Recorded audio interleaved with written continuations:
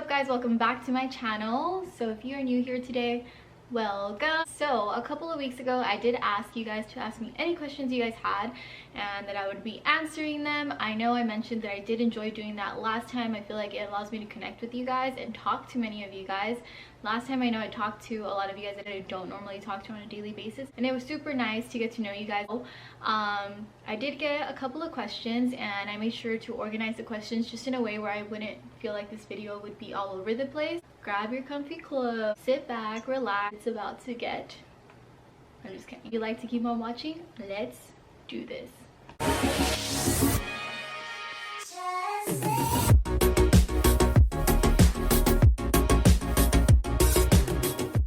Then the first couple of questions were just kind of how do you kind of questions. What do you do to stay positive all the time? It radiates. Thank you. I just like to think positive. Really don't try to let something so small kind of overtake my whole day. And at the end of the day, you know, on Instagram I do like it to be like a positive place for you guys. So obviously my life's not perfect and there's days where, you know, I do feel some way. I personally want you guys to come to my Instagram or my channel to feel positive, you know, be uplifted and things like that. So that's my goal overall, and when I make you guys feel good, then of course it makes me feel good. So it's like a win-win situation. How can I be as confident as you? This is something that's just like an ongoing practice. I feel like you can be confident some days, and then some days you are gonna feel wonky or your self-esteem is gonna feel some way.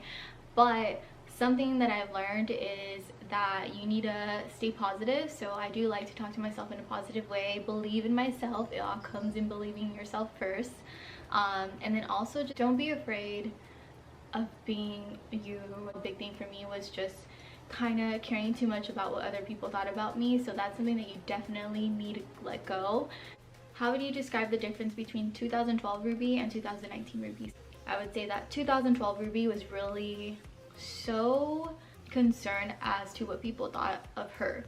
So I wouldn't want to do a lot of things because I would be like, oh, people are gonna think I'm trying to do this or trying to be this. I felt like I was seeking a lot of validation from people, which is like the number one worst thing you can do to yourself in losing yourself and who you truly are. So I would say the biggest difference now is that I let that go. So I really do just kind of focus on what I want to do, whatever is going to make Ruby happy. Well, it's not really a question, I would say, but it says, you look so successful, I'm struggling. People on Instagram are going to post their highlights and not a lot of their lows. And I would say that don't look at Instagram and think that someone's life is just like amazing, because I'm struggling too, girl. I did start school, so I'm just kind of like stressing on that. My time management is not the best, so I'm working on that. There's a lot of us that are struggling too, trust me. So cheers to the struggle bus. Do you plan your day or week? Some days I feel so discouraged. Advice when hitting a low point. So something I could recommend is getting yourself a planner. I used to write stuff on my reminders for my phone. However, I realized that a lot of times, instead of like checking what I needed to check on my reminders, I'll get distracted and immediately just start like scrolling through Instagram, and then before I know it, I would just forget what I was really going on my phone for. I feel like something tangible is just better, and I love the feeling of crossing things off my list that I did. I feel more accomplished when I do that. And I do plan my week. Like on Sundays, I'll go ahead and start writing in my agenda. Find something that works for you. Sundays I feel so discouraged. Advice when hitting a low point. Hitting a low point, it's either because I feel like I'm either not doing enough, or I feel like I'm doing too much and kind of spreading myself thin. Just relax. I mentioned before, just do something that you enjoy. Get your mind off it for a little bit. Unwind, reset to get back into it. I'd like to post more, but I'm so insecure. Any tips? So my tip for this would be, first figure out what's making you feel insecure. Is it you yourself that you're feeling some way about yourself, or other people making you feel that way? If it's people that are making you feel insecure, then trust me, you don't need those people in your life, and just really see who truly is there for you. I know a lot of like my closest best friends are so supportive. They have like my back 100. If you do want to make like this social media thing a thing for you and kind of post your ideas, your outfits, or whatever it is, you do have to stay consistent. Especially if you do want to start working with brands, you have to remember that they're looking for people that are going to be posting consistently. What is a pick-me-up that helps you whenever you're in a bad mood or in a funk? So one thing I normally do is when I'm upset or I'm feeling some way about something, I always go dance. I go to the studio and I go take a class, you know, to kind of get my mind off it. So my best advice to you is really find something that makes you just forget and just be in the moment with whatever that is. Food, I'll take a trip to Taco Bell if I'm feeling in a mood. Food will get you in a good mood. And you know, it's comfort food, so it's good for the soul, good for you, and it'll get you in a good mood. What is your full-time job, and is your commute to work home pretty long? Pretty sure you guys have heard me complain about traffic or being in traffic. You can be in traffic for about an hour to an hour and a half. But on a good day, I would say I'd get to work in an hour. And then it makes me so happy. I'm like, yeah. So I do work for the county. I don't really like talking about my work just because I do seek like social media to be like my creative outlet and just kind of like my hobby type of thing. It's mentally draining sometimes, like reading and like looking through like child abuse reports. That's why I really don't talk about it. And like I mentioned, I do like to keep like my work life separate from my social media. So yeah, I do work full-time doing that. Did you go to college, and if you did, what did you major in? So I went to Cal State Long Beach. I majored in human development, minored in child development and family studies, and then currently right now I'm trying to finish master's program in social work. See yourself doing social media full-time. It's crazy because I've actually been talking to Dre about this, that seeing him have a business makes me like see the whole business side of things, the business perspective, where it's like you have your own schedule, you get to run your whole day, and you're not like you're working towards something that you want for yourself. Definitely can't do social media full time, but I do want to see what my options are as far as like, you know, maybe coming up with my own business, whatever it is I come up with. Those relationships. Don't. I'm no professional or anything. Just gonna be answering based on my thoughts, my experiences, things like that. So just disclaimer, before your boyfriend, did you ever get ghosted by someone you liked? I don't think so. Like if someone is ghosting you, they truly don't really care for you, or they truly don't want anything with you. So you make yourself Casper too, and you go girl, because you don't need someone like that. Do you believe people are with their person because they're only used to them at this point? I did go through a very long-term relationship. I think it was like 7 years, I want to say. That was a definition of being used to someone. And then I think like people don't leave either because, that's just speaking based on my experience, either just used to them. I didn't want to start all over, like the whole like dating someone, getting to know someone and all that stuff. 3, I was like, dang, I've been with this person for 7 years, like it's gonna be a waste. Like I didn't want to think that way.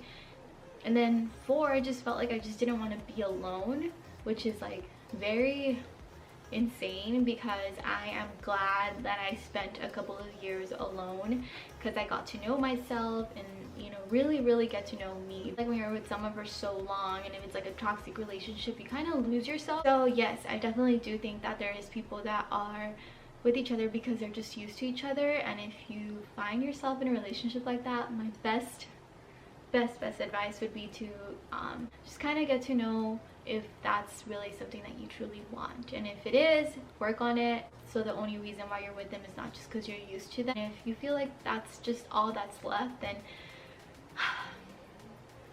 may the odds be ever in your favor. You believe in a honeymoon phase, or believe you can always stay in love. I recently saw this tweet and I couldn't agree with it more.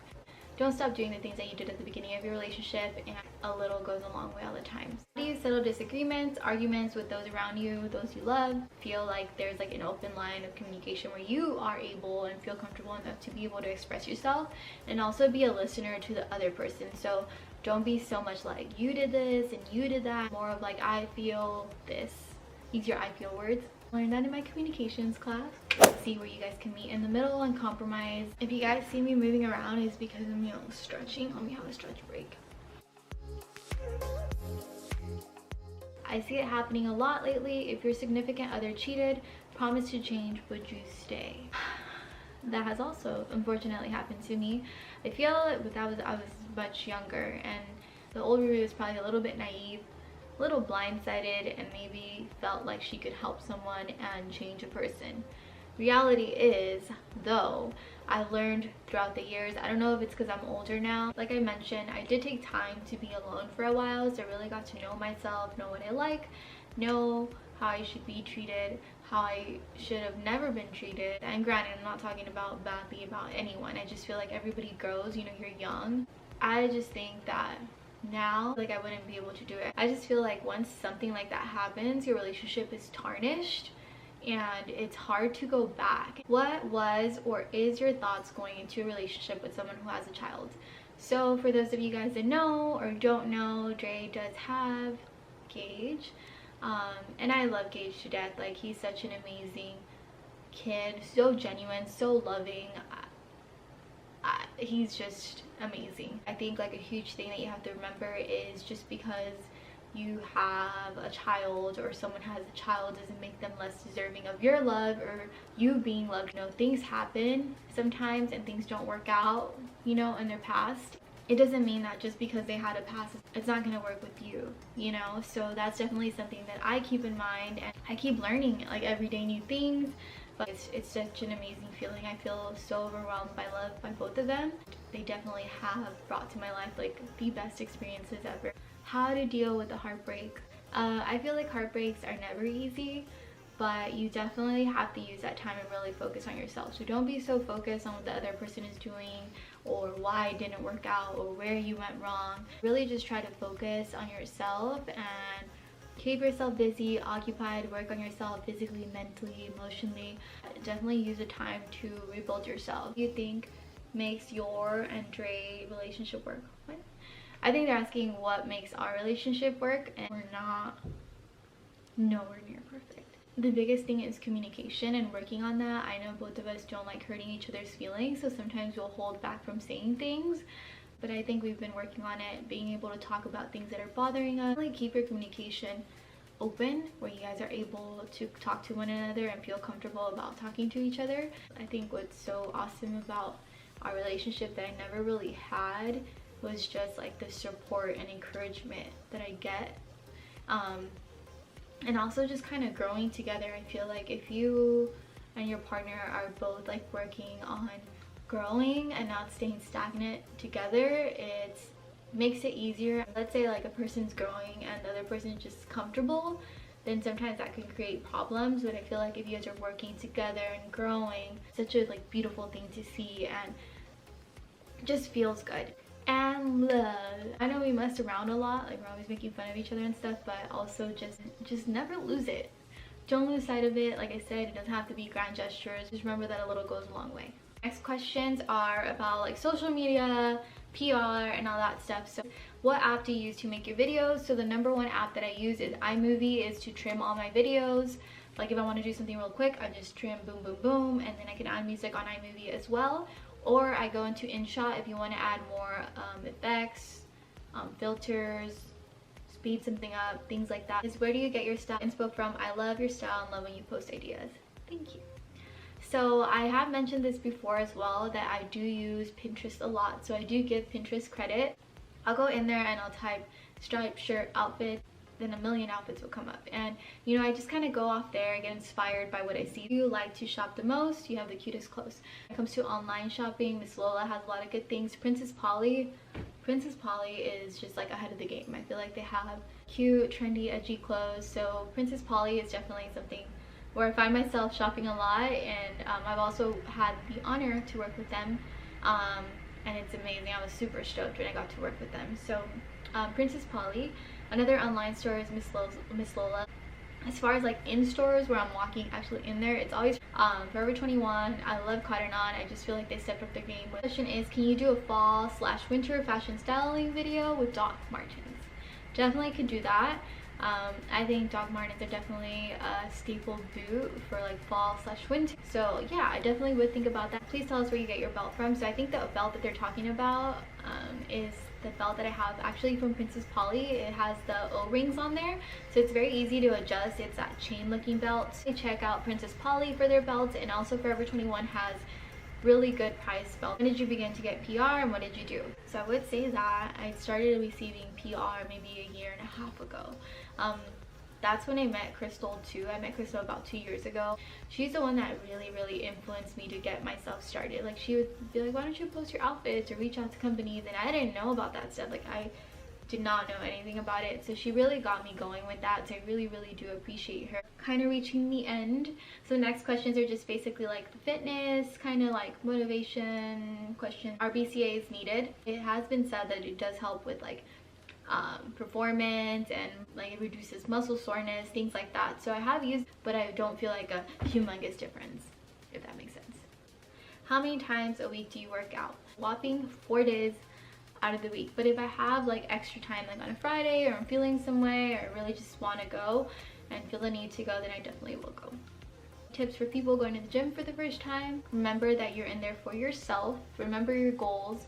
I know it can be a little bit intimidating, and I'm not gonna lie, I started going to Crunch before 24-hour fitness. Just once I started going to 24, I was like, no one's even watching you, unless they're like creeps. But go ahead and ask one of the trainers or a person that works there how to work a machine. If you're not sure how, they're not going to tell you no, so don't be afraid to ask questions. Protein shakes you use for working out.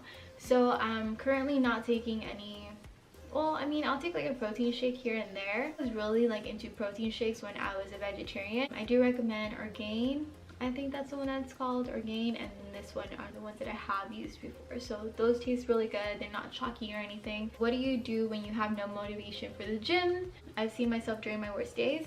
I save those pictures, just look at them, and then it just gets me going. I'm like, I know how far I've come, where I don't want to be. So always just relate back to your goals, your personal goals. I like to follow people that are motivating. You know, they're going to be posting either motivational things, they're going to be posting their workouts, posting what they eat, little things like that. And I like watching stuff like that because I'm like, okay, I'm back on it, you know. The collagen that you take, do you like it? Have you seen a difference? I would say that I have noticed that my hair has grown. I know I posted that, but I wouldn't say like it's just slowly dependent on that. Another thing could be that I haven't been touching it in a while, haven't dieted or anything like that, do trims here and there. But I will say my skin has been a lot better, my nails are more stronger. Your body stops producing masses of collagen as you age, so it definitely is a good supplement to add to your like smoothies, your coffee, and things like that. So it doesn't hurt, definitely do recommend. What do you eat when you crave junk food? And then I did see that another question was, how do you stay fit working in an office setting? So a while ago I did post like my cubicle snack drawer, and in there I have a bunch of like rice cakes, peanut butter, oatmeal, protein bars, things like that. So to stock that up, so I'm not like going to the vending machines and getting like chips or anything like that. If I'm craving chips, I'll just go ahead, crumble those up, put some tapatio on it, tastes like chips. And if I'm craving something sweet on the sweeter side, I'll go ahead and get a rice cake, spread some peanut butter or jelly on it, and it's equally as yummy. So rice cakes are my go-to. Alrighty guys, so that's a wrap. I hope you guys enjoyed this video. I loved and enjoyed answering all your questions. Don't forget to give this video a huge thumbs up and follow me in between uploads. And without further ado, I'll go ahead and let you guys go. Ciao, adios, besos, mwah.